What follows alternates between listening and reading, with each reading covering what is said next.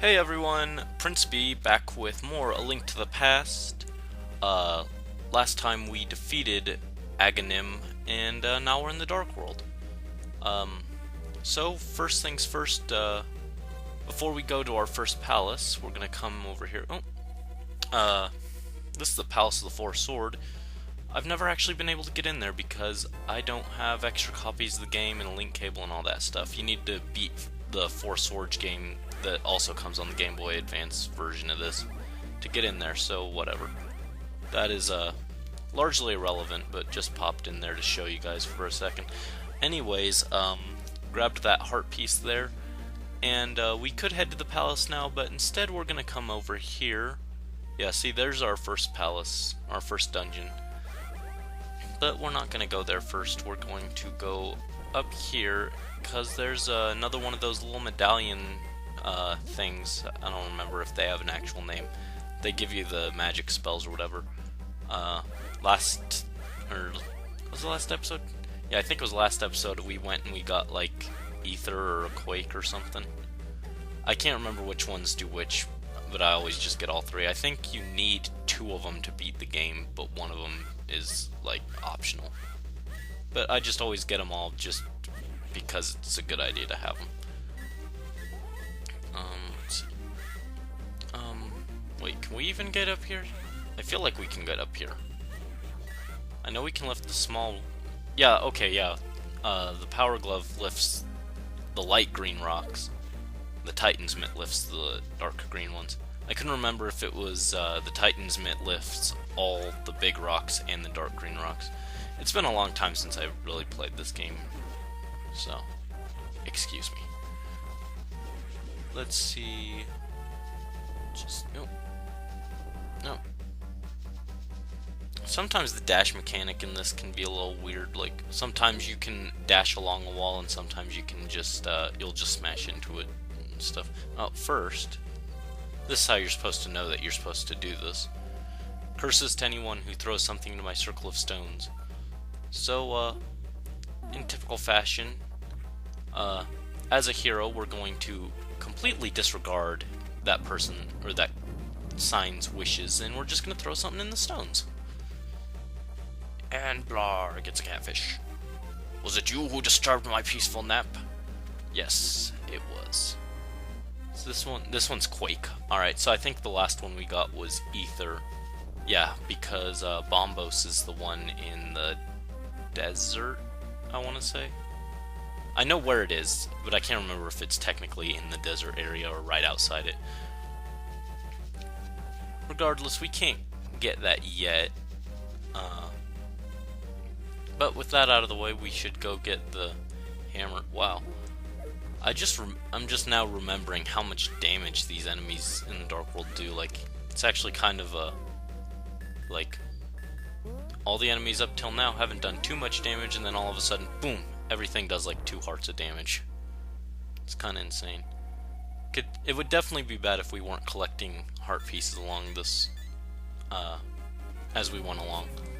Luckily I remember where a good number of the heart pieces are, so we'll keep doing that just to give ourselves an easier time down the road. But of course it's totally optional, and I'm sure there are some crazy skilled guy who's gone through this with no heart upgrades, no armor upgrades, no bomb or arrow upgrades, just like speed runs it without getting hit once or something. Like, I don't know.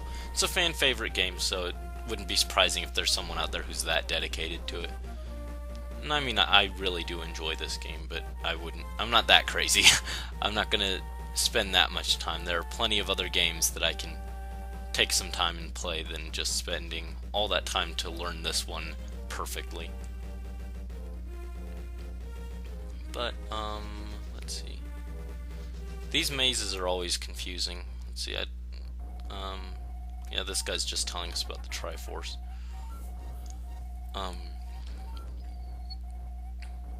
Obviously we can blow up that wall back there. Not sure there's much of anything that we're too interested in. We're set on rupees, unless I decide to upgrade our bomb and arrow capacities, And I guess there are a few mini games you can play that cost rupees that get you heart pieces. I may play those like off screen or something, or like I'll show it. But if I don't win in the first few rounds, then I'll just grind them out off screen. Some of those luck-based games can be annoying, and you can spend 3 hours doing it, or you can get it on the first try. I feel like you're supposed to go up here, but it won't let me go through there. It's pretty trolly if that isn't. I swear that's how you're supposed to go there, but they have like an arrow on the ground pointing up there, which as a child I actually never noticed that was an arrow, so I feel kind of embarrassed that, yeah, there's another arrow. Yeah, there's no way up here. Yeah. And dead. Luckily I've been hoarding all those fairies. Alright, get out of here. And we'll pick it up the rupee. I feel like we're supposed to go through there. These mazes have like kind of wonky, like, I've always had a hard time, not necessarily just because the maze is confusing, but sometimes it's like, yeah, see, now I can go through it for some weird reason, like, there's like kind of wonky walls or hit detection or whatever in the maze, like, yeah, nothing here. You can't go up. So just like kind of smash against the walls until you go through. Maybe there's a trick.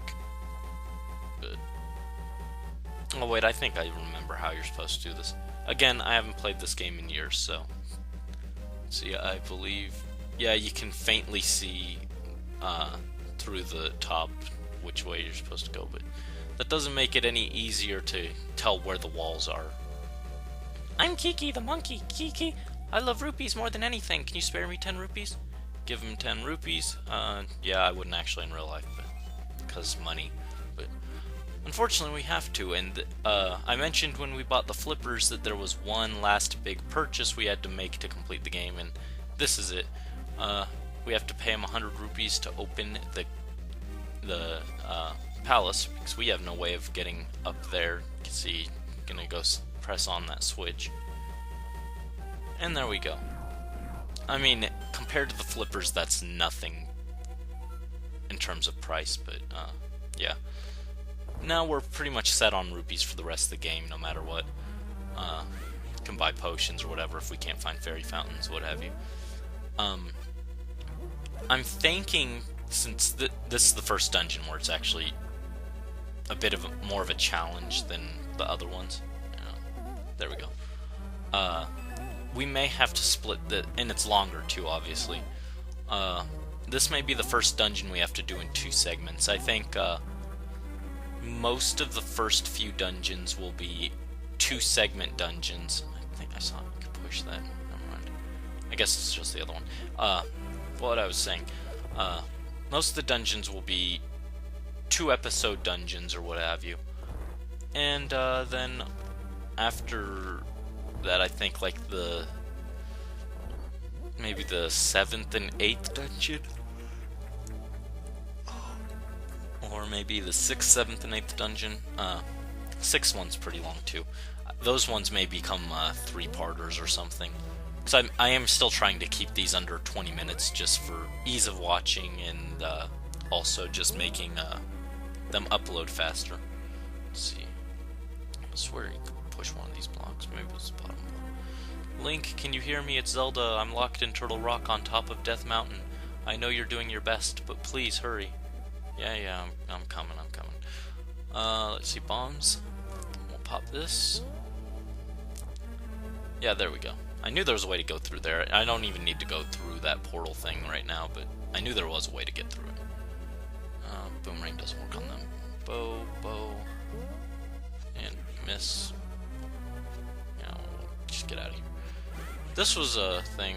As a kid, I just threw the bomb, like, oh, accidentally blew myself up. Wrong button. You can actually blow up the floor there, which is partially trolly and partially good, because yeah, you can be stupid and accidentally blow it up if you aren't paying attention and fall down, but it also shows you that you can blow up the bottom of the ground for later in this dungeon where you actually need that. So I don't know. nifty way of teaching you. And then, let's see. These guys were always they're a lot more fun when you have a real controller or whatever. But I always thought these were one of the most interesting enemies in the game. Just like, you have to time it right and everything. There's an easier way to kill them, which I wouldn't doubt if there is, but I just like doing it that way. And just gonna run through here, because I'm not worried about health right now. I think there's a fairy fountain right up ahead. That's right, there's a fairy fountain in the dungeon. Being real generous with this first dungeon for us. Maybe because it's the first dungeon in the Dark World and enemies do way more damage than you're accustomed to, so. Let's see. There we go. It's a secret, but not really, because this game's so old everyone probably already knew. Hooray. Let's see. And then I think over here is a key, and then we're done in this part of the dungeon. Because we can't go any further without our item for this dungeon, so we'll just warp back to the beginning. And let's charge forward. Open the door.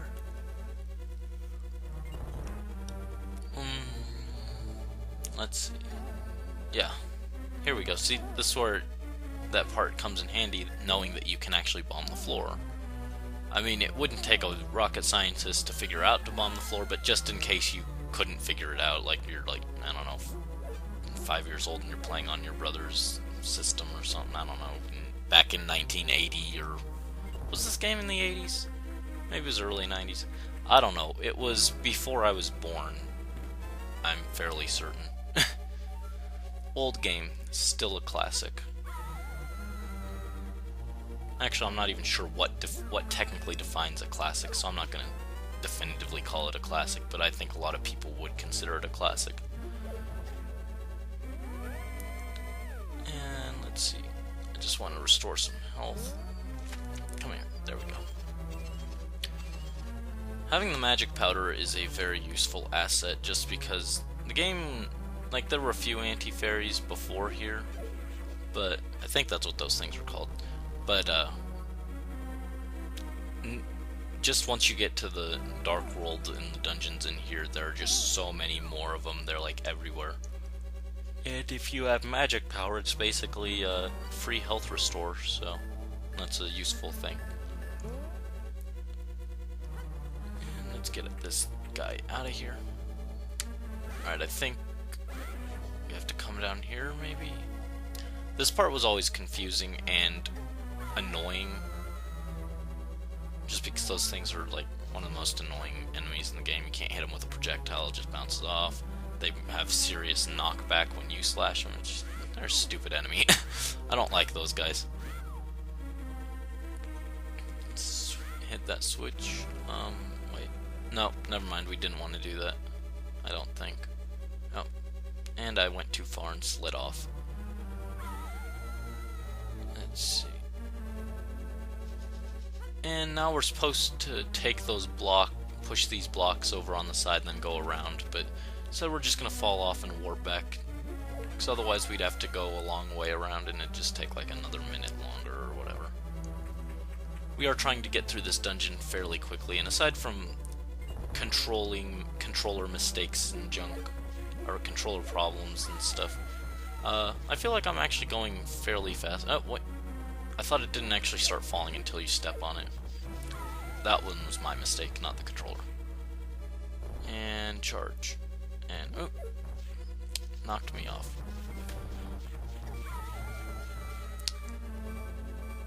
And now we get to listen to that beeping forever. Come on, hearts. No. Maybe I'll just let myself die or something. Get out of here. Get out of here. No, that beeping's still very annoying. I get that it lets a player know when they're low on life and everything, and it just keeps it on their mind or whatever. And maybe it's supposed to also replicate that when you're like injured or something, people say your ears ring or something. But I think that is a very obnoxious mechanic. Used to happen in Pokemon when your health got low too, but now it's just like it plays for like 3 seconds and then it stops. I think it wouldn't be necessarily bad if Zelda went that way. Did they do that in more modern Zelda games? I can't even remember. Normally I'm playing on a regular controller, so my health doesn't drop this low, so... And... let's see... no... I could warp out of this stupid maze with the mirror and save myself... Actually, I wouldn't save myself time. It'd take just as long to get back here as it would to just wander through the maze. And we'll probably get injured less doing it this way, so... Let's see. I don't remember how much more is left of the dungeon, but the boss fight could take a few minutes, and we're approaching a decent amount of time on this. We may clear out this room, maybe another room, and then call it, looking at the time. But yeah, I'll probably be splitting most of the dungeons from here on out into 1 or 2 part segments, just for ease of recording and everything. Alright, there we go. And 5 rupees. Were we supposed to go here, or were we supposed to go down the staircase?